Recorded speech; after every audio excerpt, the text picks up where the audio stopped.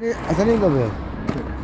שלום לכם, אנחנו רוצים להראות לכם סרטון איך אנחנו מתקנים בורות בכביש, בורות של אספלט. אז קודם כל אנחנו מרטיבים את המקום כמו שאתם רואים.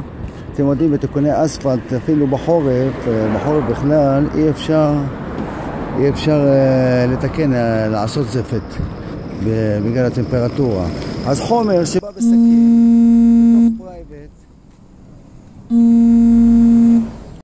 בשקים בתוך פרייבט, אתם מורחים אותו ככה בשקית, ומסדרים אותו לכל האורך. הנה ככה, תראו את הדוגמה. זה עבודה של 5 דקות בדיוק עם החומר המוכן הזה. זה לא זפת רגיל, זה חומר עם חומרים שהוא מתאים לכל אספלט, ורק מכונית אפילו מספיק שתעבור עליו, תהדק אותו, ולא צריך מכבש, ולא צריך טנדר, ולא צריך שתי בני דודים שעבדו וזה, ונהג. זהו, אתם רואים את זה, ככה זה מתוקן. אולי תעבור עם האוטו על זה שיראו. אתה רוצה...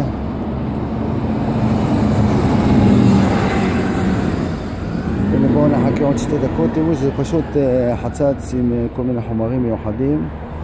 גם בגשם, גם בשלג אפשר לתקן איתו. אנחנו נתנצל על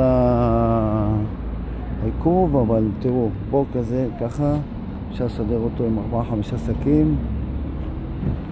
עבודה של חצי שעה, 40 דקות, בלי מכבש, בלי טנדר, בלי זפת חם.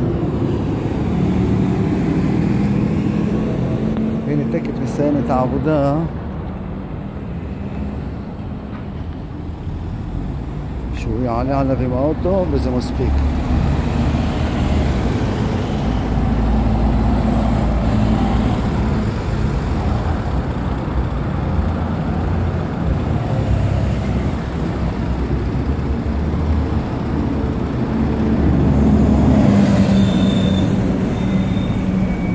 כן,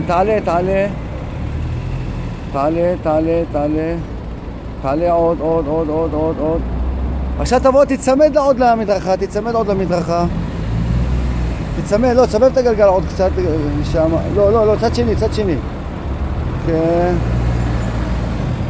כן, יופי, עוד.